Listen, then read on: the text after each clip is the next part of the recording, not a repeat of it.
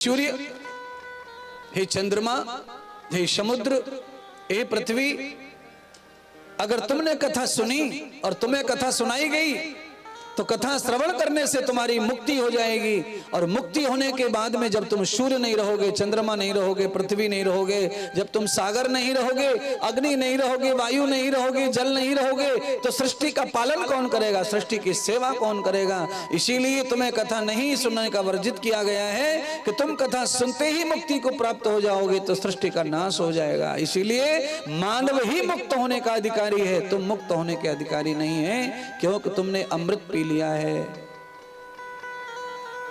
समुद्र मंथन से निकला हुआ अमृत, इसलिए तुम्हें कथा अमृत नहीं मिलेगा। और जिनको बार बार जन्म, कीड़े मकोड़े से जन्म हो रहा है, उनको ये अमृत मिलेगा, क्योंकि उनको अवसर मिलना चाहिए सुधरने का, मुक्त होने का। तुमको श्रेष्ठ शरीर मिला है, तुम किसी कीड़े मकोड़े में अब जन्म नहीं ले रहे हो। पर ये इंसान ये इतना गिर जाता है कि इसका जन्म भी बहुत बुरे बुरे जन्म में जाता है, शरीरों में जाता है। इसका उत्थान होने का कोई मार्ग नहीं है।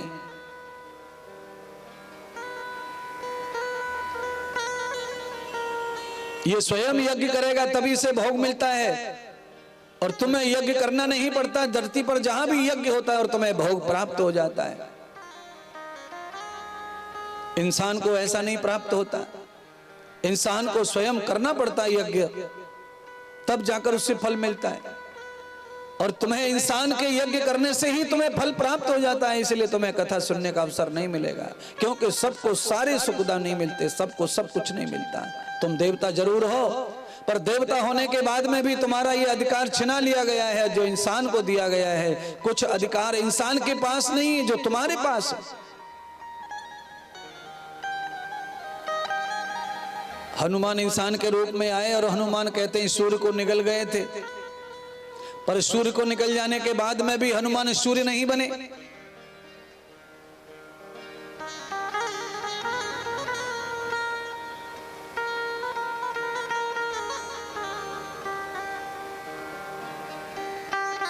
अब ये समझने के लिए कथाएं बताई जा रही हैं महाराज।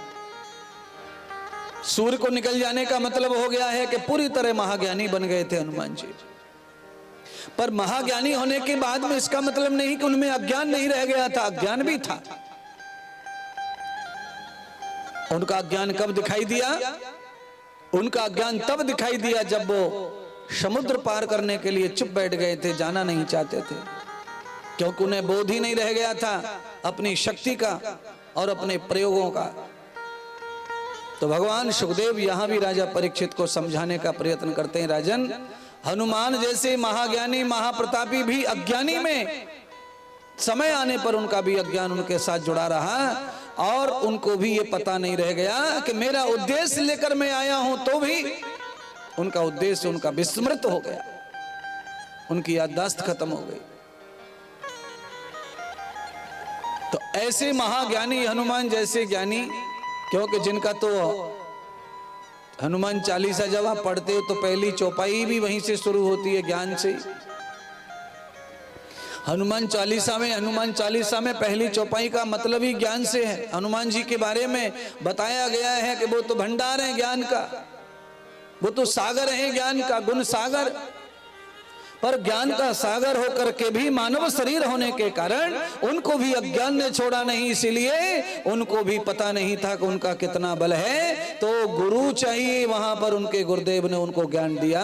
इसलिए हनुमान का भी ज्ञान पूर्णतः होकर भी अपूर्व रहा बिना गुरु के।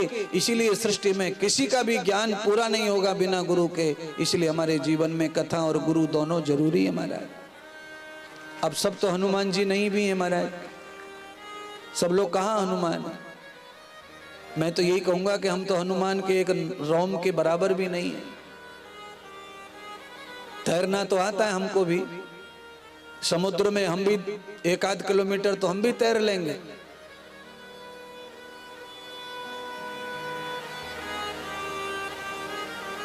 तैरने वाले अब भी बहुत सारे ऐसे हैं जो तैर लेंगे समुद्र में।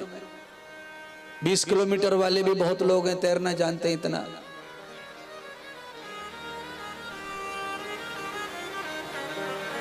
नेवी के अनेक सैनिक हैं जिनको तैरना सिखाया जाता है 50 किलोमीटर 100 किलोमीटर।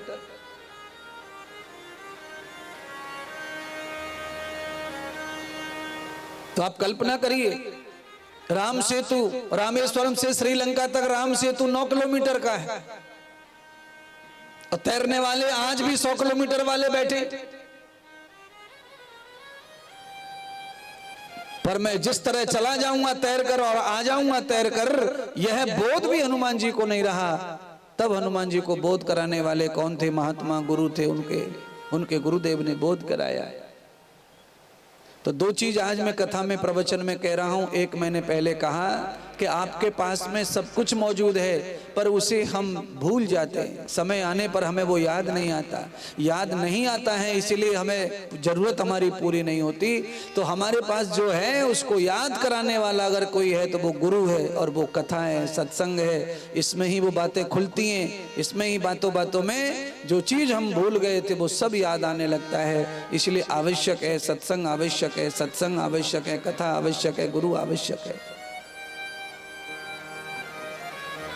बहुत सारी चीज ऐसी थी जो आपको मालूम है पर आपके ध्यान में नहीं है।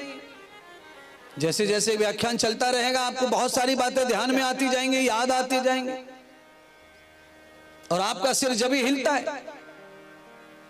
हमारी कथा के साथ साथ में जब आपका सिर हिलता है, हाँ ना का जवाब देता है सिर, तो इसका मतलब है कि जो बातें पड़ी थी अंदर वो याद आ जाती है और याद आते ही खोपड़ी अपने आप हाँ ना में जवाब देती है।